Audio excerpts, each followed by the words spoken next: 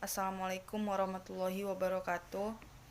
Perkenalkan, nama saya Fauzia Ramadaningsi, NIM 1905110053, Program Studi Pendidikan Bahasa dan Sastra Indonesia dengan mata kuliah Media Pembelajaran, Media Rekam Layar, dan dosen pengampu saya Bapak Zulhafiz, SPD, MPD.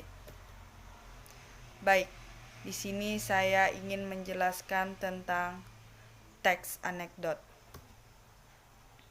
Apa-apa saja yang ada pada teks anekdot? Yang pertama, ada pengertian anekdot, ada unsur-unsur anekdot, ada struktur anekdot, ada kaidah anekdot, dan yang terakhir ada contoh anekdot. Baik, di sini saya ingin menjelaskan tentang pengertian teks anekdot.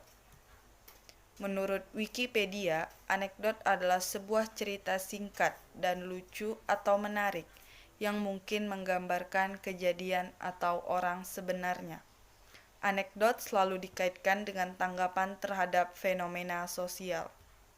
Menurut para ahli, anekdot adalah sebuah cerita singkat yang lucu dan menarik yang menggambarkan kejadian seseorang atau terhadap gagasan tertentu.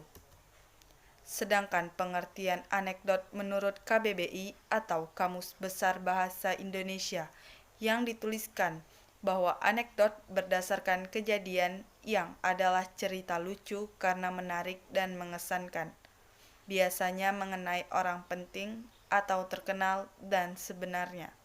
Dengan bentuk dan gambaran yang singkat dan pendek, anekdot mempunyai sifat yang lentur sehingga memiliki banyak pembaca. Selanjutnya ada unsur-unsur anekdot. Dalam unsur-unsur anekdot memiliki dua unsur. Yang pertama ada unsur intrinsik dan unsur kebahasaannya. Apa-apa saja yang termasuk dalam unsur intrinsik anekdot? Yang pertama ada tema, alur, penokohan, latar, sudut pandang, dan amanat. Lalu, apa-apa saja yang ada pada unsur kebahasaannya? Yang pertama ada kalimat tanya, kalimat berita, dan kalimat perintah. Selanjutnya ada struktur anekdot. Yang pertama yaitu abstraksi. Bagian awal paragraf yang berfungsi memberi gambaran tentang isi teks. Biasanya bagian ini menunjukkan hal unik yang ada di dalam teks. Selanjutnya ada orientasi. Bagian yang menunjukkan awal kejadian atau latar belakang bagaimana peristiwa terjadi. Biasanya penulis bercerita dengan detail di bagian ini.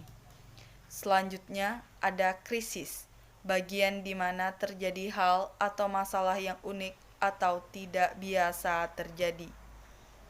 Selanjutnya ada reaksi, bagian bagaimana cara penulis atau orang yang ditulis menyelesaikan masalah yang timbul di bagian krisis tadi.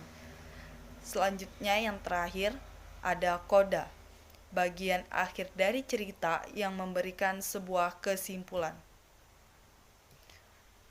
Selanjutnya ada kaidah anekdot.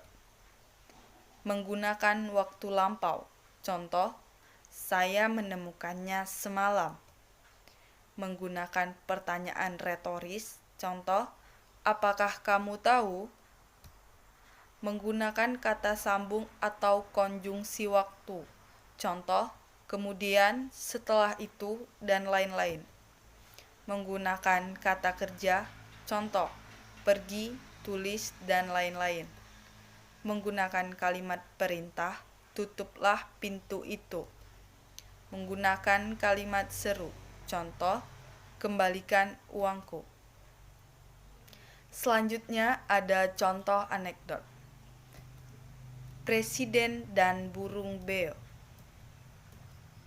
Ada dua orang presiden yang terlibat dalam sesi tanya jawab dan suasananya cukup mengherankan. Presiden 1. Ada burung beo yang sudah diajarkan dua bahasa sekaligus. Dua burung beo itu bisa menirukan dengan bagus. Satu bahasa Inggris dan yang kedua bahasa Rusia.